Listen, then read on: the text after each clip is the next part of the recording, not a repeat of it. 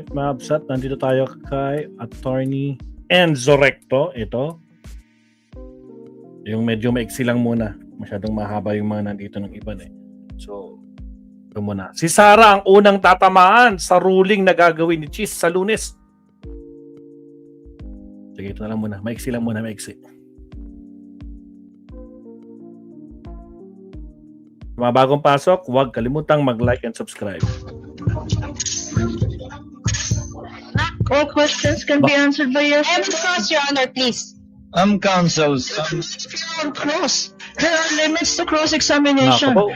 Misleading questions are not allowed. They are allowed. Go eh. Kinwestiyon ng prosekusyon ang paraan ng pagtatanong ng depensa sa testigo. Please, counsels, let's not allow the generational or seeming generational divide increase the tension in the courtroom. Malinaw ba yung sounds? Parang Your Honor, please, I am preventing myself from giving her a spanking, Your Honor. Aray. Pati ang social media post ng isa sa prosecutor, kinwestiyon ng depensa sa paglilitis. I find it troubling that the private prosecutor would do this. It is not within the sub judice rule. So, I think it is out of place. Tungkol po doon sa misleading questions po, yung sagot ni Attorney Ferrer. Hindi ba? So, kumbaga, do not gaslight the nation. Yun lang. That kasalanan po ni Attorney Libutan kung bakit po pumutok sa mukha po ng depensa ito pong bagay na ito. Sa muling pagsalaw ng testigo, sinuri ng impeachment court ang mga dokumento. Dahil nga po hindi naging compliant with the joint circular. Mga kakabsat, malinaw ba yung sounds? Ba't parang medyo sa akin naririnig ko parang may problema yung sounds? Tuloy. Nare-reflect po doon na may kakulangan sa internal control. Ayon mismo sa COA, bigo ang OVP na ipakitang ginamit ang CONFI funds sa mga aktibidad na nakalista sa Protective Intelligence Report ng Vice President Security and Protection Group. Hindi issue kung kailangan protektahan ng bise.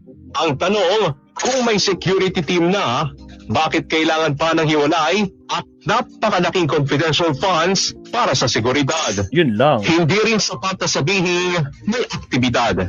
Ang tanong, ano ang intelligence na nakuha at ano ang accomplishment na binayaran ng pera ng bayan? Payment for reward at payment for information. Ang payment for reward, yun ang hinahanapan mo ng success. Opo, tama po. Yung payment of information, hindi mo hinahanapan ng success yun. Hindi po. Halos 70 million pesos na rewards, pero nasaan ang resulta? Kung yung personal activities po, hindi siya chargeable to confidential funds. Hindi rin pwedeng bastang ipasa sa staff ang responsibilidad sa pondong inaprubahan ng head of agency. Yung sa internal control po ng agency, nasa responsibility po kasi ng head of agency to institute internal control po.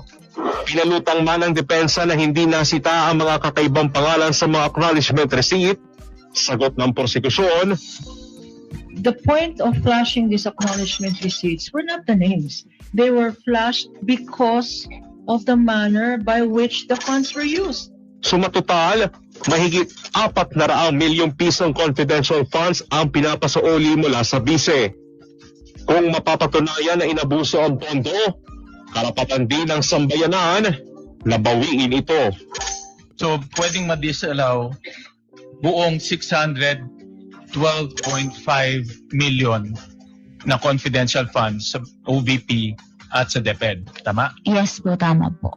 Habang inaabangan ng taong bayan ang katarungan, dapat ding patuloy na bantayan ang kaban ng bayan.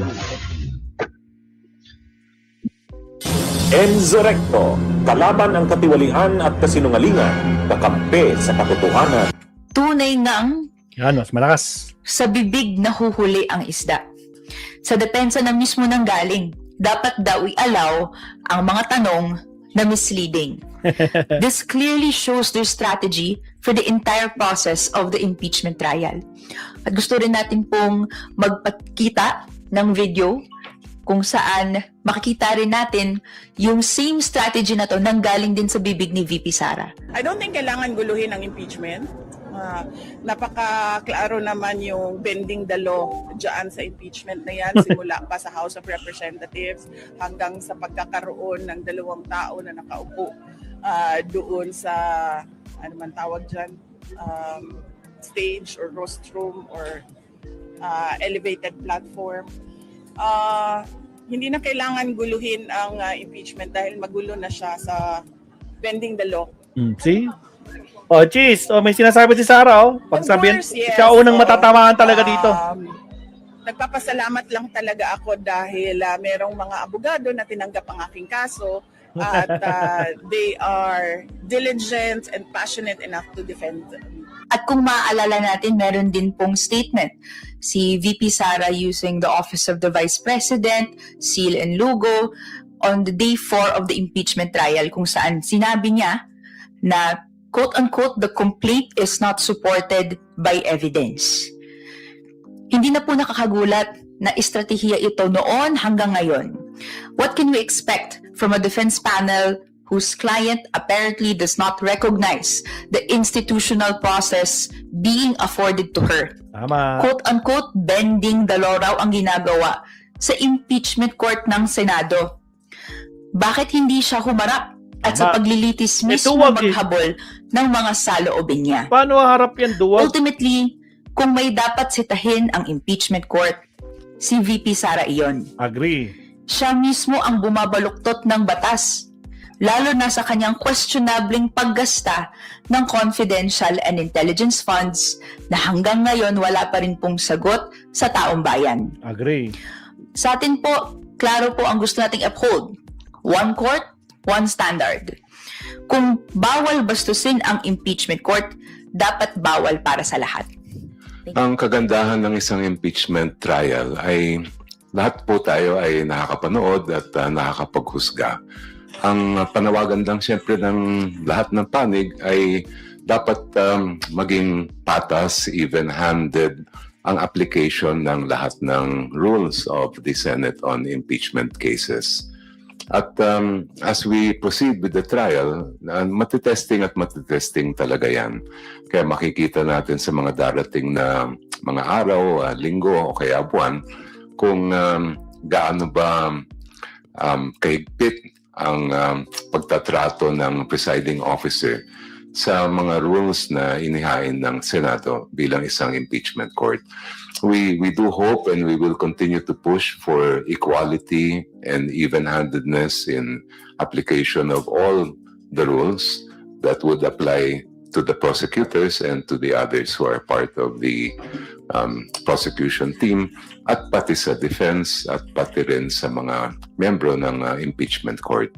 Maganda na rin na na-mention na din ho ito dahil tulad ho ng sabi ni Kong Rene kanina, siguro kung meron tayong unang dapat tignan na naglabag sa subjudice rule na yan, huwag natin kalimutan na sa cloud din ho nitong subjudice rule na to ang Vice Presidente mismo. So nakita natin, nagkaroon ng progression sa kanyang attacks. Nagsimula sa attacks against the prosecution, accusing us of resorting to fabricating evidence, and manufactured narratives. So after that, she attacked the integrity of the impeachment court itself, Dahil sinasabi niya, binabaduktot daw ang batas dito sa pagdinig na to. Nakakabahala ho yan, dahil nagbibigay ho yan ng prejudgment. Ang mga kababayan natin na may-aring maniwala dyan, pwedeng pagdudahan ho nila kung ano man ang maging paghahatol na ibigay sa kanya dito, lalo na kung hindi yan papabor sa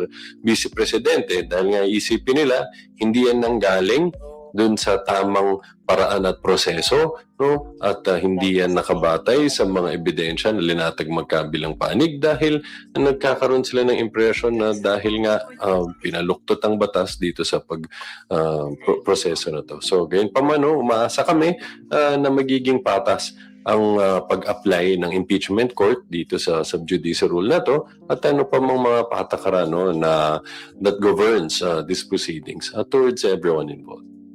Bunyog, Right? Dapat. halikan na kasama ka. talaga. Kaya asahan natin sa Lunes. Siyempre, pinakauna tatamaan talaga dyan si Lustay. No? Sa dami ng mga reaction niya, di ba? Pati nga interview niya, kung ano pinagsasabi niya. Diyos ko po. Okay, countdown tayo. Next topic tayo, mga kapsat. Here we go.